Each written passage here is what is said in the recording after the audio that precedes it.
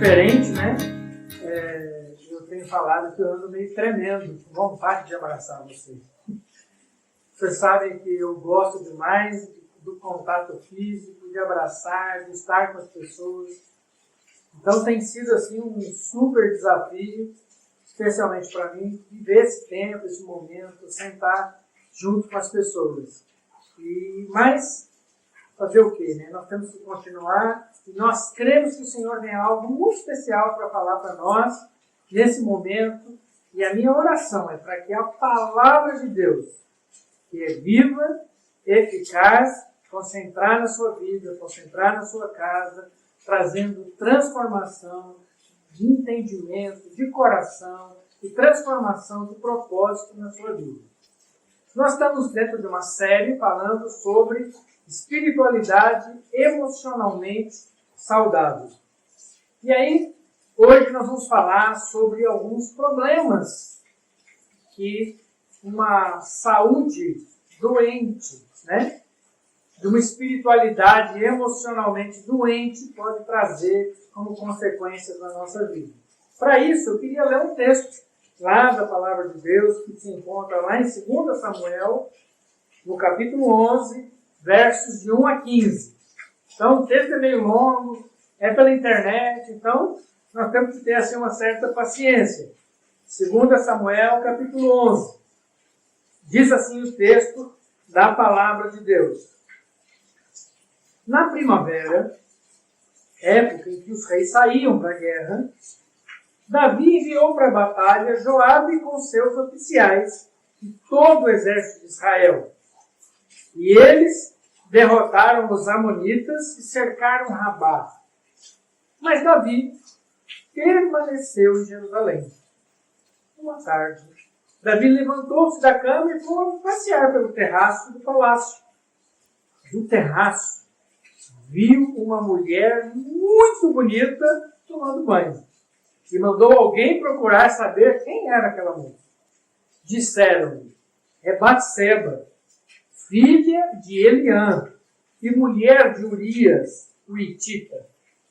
Davi mandou que a trouxessem e se deitou com ela, que havia acabado de se purificar da impureza da sua menstruação. Depois, voltou para casa. A mulher engravidou e mandou um recado a Davi, dizendo que estava grávida.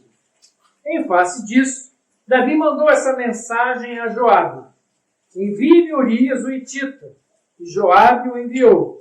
Quando Urias chegou, Davi perguntou-lhe como estavam Joabe, os soldados, e como estava indo a guerra. E lhe disse, vá descansar um pouco em sua casa. Urias saiu do palácio e logo lhe foi mandado um presente da parte do rei. Mas Urias dormiu na entrada do palácio, onde dormiam os guardas de seu senhor, e não foi para casa. Quando informaram Davi que Urias não tinha ido para casa, ele lhe perguntou, depois da viagem que você fez, por que não foi para casa? Urias então responde, a arca e os homens de Israel e de Judá repousam em tendas. O meu senhor Joabe e os seus soldados estão acampados ao ar livre. Como eu poderia ir para casa para comer, beber, deitar-me com a minha mulher? Juro por teu nome e por tua vida que não farei uma coisa dessas. Então Davi disse, fica aqui mais um dia, amanhã eu mandarei de volta. Urias ficou em Jerusalém, mas no dia seguinte Davi convidou para comer, beber e o embriagou. À tarde, porém, Urias saiu para dormir em sua esteira, onde os guardas de seu senhor dormiam, e não foi para casa. De manhã, Davi então enviou uma carta a Joabe por meio de Urias. Nela escreveu, ponha Urias na linha de frente e deixe-o onde o combate estiver mais violento para que seja ferido e morra. Essa é a história do rei Davi, aquele que nós tanto entendemos, adoramos, conhecemos. E eu queria então falar sobre algumas questões sobre a vida de Davi. Primeiro, é que ele estava no lugar errado. Uma das características de uma espiritualidade emocionalmente doentia é exatamente quando nós nos colocamos no lugar errado, na hora errada. Quando nós olhamos para a situação desse texto e avaliamos o que estava acontecendo, nós vemos o seguinte, que era a época dos reis irem para a guerra. E onde é que estava o rei de Israel, Davi? Estava no palácio. Enquanto os seus oficiais, enquanto todo o seu exército, enquanto os sacerdotes, enquanto a arca do Senhor estava lá no fronte de batalha, aonde ele estava? No lugar errado. Por que Davi não foi? Muito provavelmente ele não foi por algumas razões. Mas uma delas é a altivez. E a altivez é uma das marcas de uma espiritualidade emocionalmente doente. É quando nós achamos que somos tão bons e que as coisas ao nosso redor estão tão sob controle que a gente relaxa, a gente não se preocupa. Ah, não, se o exército resolve, não precisa da minha presença ali. Eu não preciso me expor a esse tipo de batalha. Eu vou me preservar. E a altivez nos leva à autopreservação, e a autopreservação nos leva a uma doença emocional. Outra coisa que essa atitude de Davi revela é que ele tinha sua vida guiada pela necessidade e não pelo propósito. Por quê? Havia necessidade de Davi estar no fronte de batalha? Não. Mas, se ele tivesse entendimento de propósito, o propósito pelo qual ele estava reinando aquele povo, aí as coisas são bem diferentes. Porque aí ele realmente precisaria estar lá. Mas como ele falou, não há necessidade, então eu não vou. Enquanto ele devia entender que o lugar certo, a hora certa, o momento certo, não são direcionados pela necessidade, e sim pelos propósitos que Deus coloca na nossa vida para revelar-nos através da nossa vida. E o pior de todos os pontos é quando, como doentes, estamos num lugar e a arca de Deus está em outro lugar. Quando doentes, nós nos colocamos numa posição e na posição em que estamos, Deus está fora dela. Deus está longe. Deus não está comigo. Ou seja, estamos novamente no lugar errado. No lugar errado e na hora errada, longe de Deus. E isso nós fazemos para justificar. Muitas vezes nós usamos essas coisas para justificar as nossas ações. Colocamos Deus longe de nós. Colocamos Deus dizendo, não precisamos correr esse tipo de risco. É quando aquilo que estamos fazendo, aquilo que é a nossa prática diária, não inclui Deus nela. É como um homem de negócio que diz, não, esse negócio eu sei muito bem o que fazer. Eu sei muito bem como lidar no meu negócio. Eu sei muito bem como ganhar dinheiro. Mas, de repente, o negócio parou. As portas se fecharam. O comércio acabou. Ninguém mais sai de casa. E aí onde é que está Deus? Longe. E quando Deus está longe, as nossas emoções doentes aparecem, surgem, ressurgem como que do nada. Mas, além de estar longe, nós vemos que os desejos de Davi também estavam acima da sua relação com Deus. O texto diz assim, né? Uma tarde, Davi levantou-se da cama e foi passear pelo terraço e viu uma mulher muito bonita tomando banho. no lugar errado, ele viu que ele não precisava ver. Mas até aí, a única coisa que poderia ter acontecido é o desejo surgindo. E o desejo surgir, em si, não tem nada de errado. Porque nós somos feitos de desejos. Deus é quem colocou em nós os desejos. Mas, ele pergunta, quem é aquela moça? E aí a resposta é, ela é filha de Eliã. Sabe quem era Eliã? Um daqueles da guarda pessoal de Davi.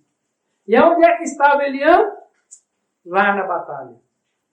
Mas além de ser filha de Eliã, um dos guardas, daqueles que o protegiam da sua guarda pessoal, ela também é esposa de Urias. E quem é Urias? Um oficial do exército de Davi. E aqui, Davi faz uma separação terrível. É a separação entre o secular, o desejo, e o sagrado. Filha do amigo e esposa do oficial. Ele separa o quê? O desejo, que é uma coisa secular, carnal, do sagrado. A mulher que não lhe pertencia. A mulher na qual ele tinha consciência de que não podia tocá-la. Mas ele, como muitos de nós fazemos, separamos as coisas. Não. O meu desejo está acima da minha relação com Deus. O meu desejo e a minha vontade vão além daquilo que é o sagrado de Deus para a minha vida. Então, consciente de quem se tratava, mas por estar emocionalmente doente, essa combinação de fatores o levam ao fracasso. E aí começa então uma vida dupla, muito bem disfarçada pelos trejeitos de rei, de senhor. E se a gente fosse avaliar isso hoje, é o que muitos de nós vivemos na nossa vida.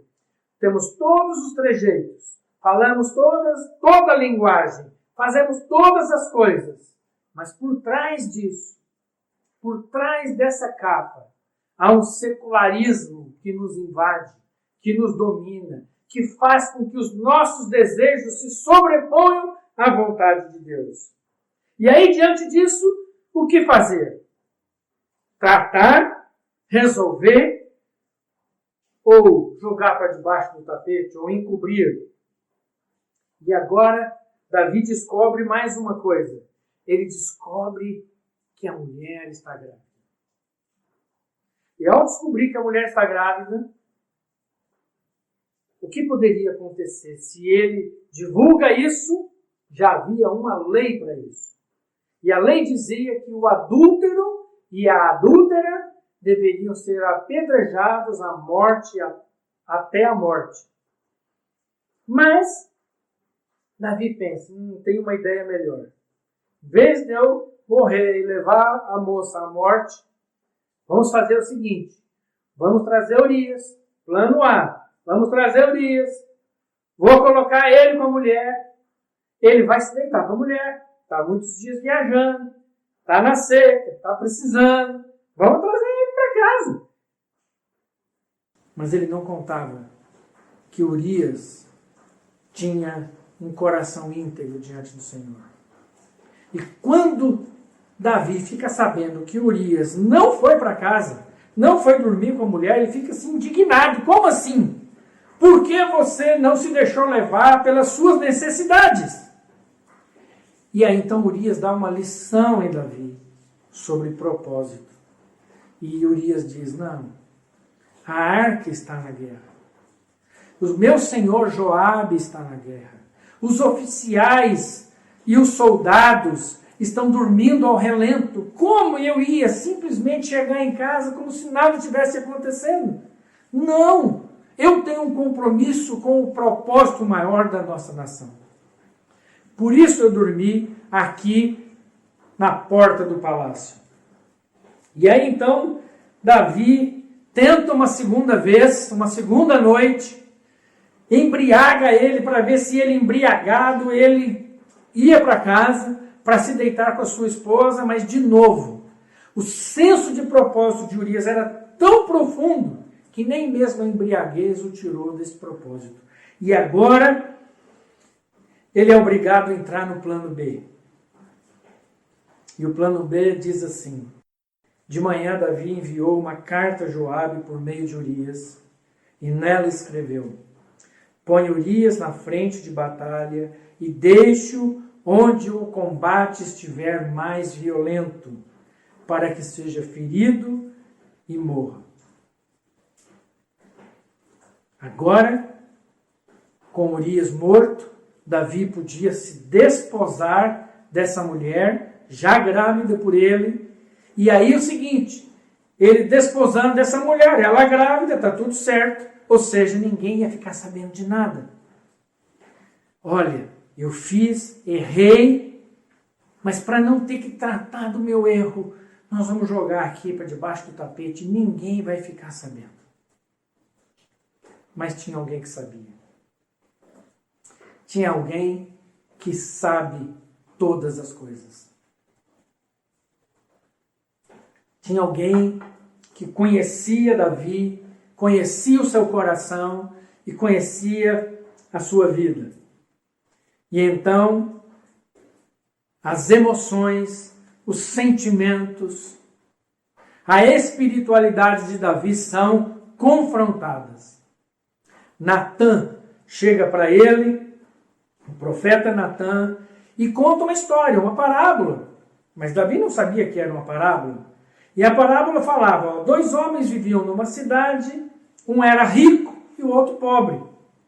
O rico possuía ovelhas e bois, mas o pobre nada tinha senão uma cordeirinha que havia comprado.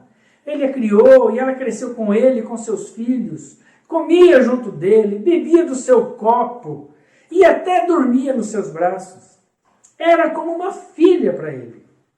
Certo dia, um viajante chegou à casa do rico e este não quis pegar uma de suas próprias ovelhas ou de seus bois para preparar-lhe uma refeição.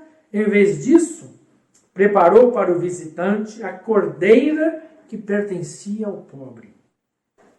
Quando Davi ouve isso, o texto diz assim: Davi encheu-se de ira contra o homem e disse: juro pelo nome do Senhor que o homem que fez isso merece a morte.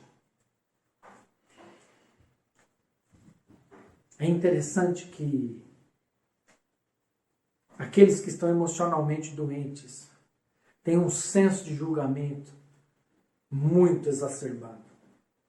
Aqueles que estão emocionalmente doentes, eles têm uma rapidez de julgamento tão grande, aliás, não só de julgamento, mas de condenação tão grande, que Davi nem parou para pensar. Natã mal terminou a história e Davi já fala: esse homem tem que morrer. Quem é esse cara que eu vou mandar matar agora? Porque um homem que faz uma coisa dessa não merece viver. Rápido para julgar e para condenar. Mas Natã diz a Davi: você é esse homem. E Davi fica assim: não, mas eu não fiz isso. E Natã então vai e traz a revelação profética na vida de Davi. Davi, você acha que ninguém viu, mas Deus conhece a sua vida. Deus sabe quem você é. Deus conhece seu coração. E Deus sabe exatamente tudo o que você planejou no seu coração. E agora, Davi é confrontado pela palavra do Senhor. Meus queridos, os nossos sentimentos e as nossas emoções doentes precisam ser confrontados pela palavra profética do Senhor. E quando Davi é então confrontado pela palavra do Senhor, ele diz: então Davi disse a Natã: pequei contra o Senhor. Pequei contra Deus. O meu pecado não é contra Urias, não é contra Batseba, não é contra a nação, não é contra aquela criança, mas esse meu pecado, antes de mais nada, é contra o Senhor. E aqueles que querem ter a sua espiritualidade emocionalmente saudáveis vão precisar entender e buscar no Senhor e na sua palavra a cura para suas almas. E Natã então responde: o Senhor perdoou o seu pecado, você não morrerá. Sabe por quê, queridos? Porque o nosso Deus é um Deus que detesta o pecado, mas nos ama. Ama o pecador. E Davi sabia que ele havia pecado contra o Senhor. E o Senhor sabia do coração de Davi, então o perdoa. E Davi então passa a compreender o que Deus tem para a vida dele. E agora a vida de Davi é completamente transformada. Porque aquilo que era teoria, aquilo que eram conjecturas na vida dele, agora passam a ser realidade. As suas fraquezas, as suas debilidades, os seus pecados podem e são apresentados diante do Senhor. Há uma transformação na maneira como Davi compõe. Porque agora ele fala: minha alma está angustiada até a morte. E ele fala: minha tristeza é como tristeza de morte. E Davi então vai agora falar do que está acontecendo na vida dele diante de Deus. As suas emoções podem ser expostas diante de Deus. Porque ele sabe que Deus é um Deus de misericórdia, que o ama, que o alcança. Não há nada na vida dele que Deus não possa alcançá-lo. E agora então, ele, na sua debilidade, na sua fraqueza, reconhece a Deus como verdadeiro Senhor. Não há mais dicotomia entre secular e sagrado. Não há mais separação entre o tempo com Deus e o tempo longe de Deus. Porque Deus agora não está longe. Deus agora está em mim. Deus está comigo. Ele é Senhor sobre a minha vida. E então, concluindo, eu queria desafiar você a ler o Salmo 51 inteiro. Eu não vou ler aqui por conta do nosso tempo, mas eu queria desafiar você a ler esse salmo. O Salmo 51, em que Davi escreve, logo depois de viver essa experiência de perdão com Deus e com Natã. Mas ele, no finalzinho do salmo, diz assim: não te deleitas, Senhor, em sacrifícios, nem te agradas em holocaustos, senão eu os traria. Se o problema, Senhor, fosse trazer ofertas e sacrifícios, se tiver que subir um monte usando os joelhos, se tiver que fazer uma caminhada, se tiver que fazer uma oferta em dinheiro, se eu tiver que matar bois em sacrifício, Senhor, se o problema fosse esse, estava fácil. Mas ele continua: os sacrifícios que agradam a Deus são espírito quebrantado. Os sacrifícios que agradam a Deus são um espírito quebrantado. Um coração quebrantado e contrito. Ó Deus, não desprezarás. Sabe o que está dizendo, querido? Está dizendo que o grande sacrifício que Deus quer ver na minha vida e na sua vida, para que as nossas emoções sejam tratadas e devidamente curadas, é que você se curve diante de Deus e da sua palavra. O que Deus quer ver, amado, é um coração rasgado, é um coração contrito, é um coração quebrantado na presença dele. E a palavra de Deus diz que Deus não despreza esse coração. Então, queridos, para que tenhamos a nossa espiritualidade emocionalmente saudável, só há um lugar: diante do Senhor e da sua palavra, quebrarmos, rasgarmos, quebrantarmos o nosso coração. E Ele virá em nosso socorro e vai nos ajudar a nos erguer e a olharmos para o mundo de uma forma como Ele olha. E agora não seremos mais rápidos em julgar. Seremos justos, porque olharemos para as pessoas como Deus olhou para nós.